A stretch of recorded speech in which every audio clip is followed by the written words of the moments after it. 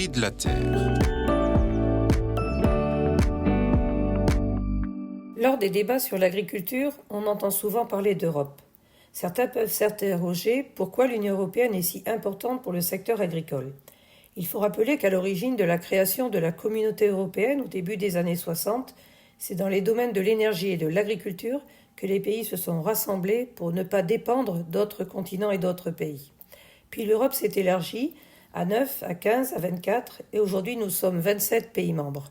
L'Europe s'est dotée d'une politique agricole commune qui est encore aujourd'hui la première politique européenne.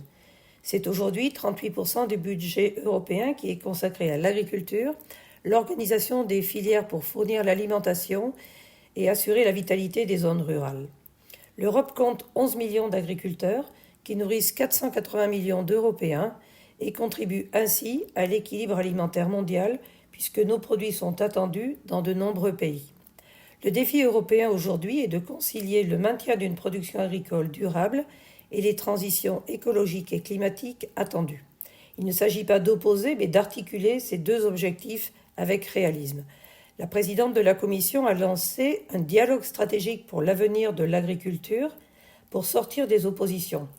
Il est bon de rappeler aussi que les députés européens que nous allons élire en juin sont des hommes et des femmes de terrain, à l'écoute des citoyens et sur qui nous allons compter pour porter notre voix.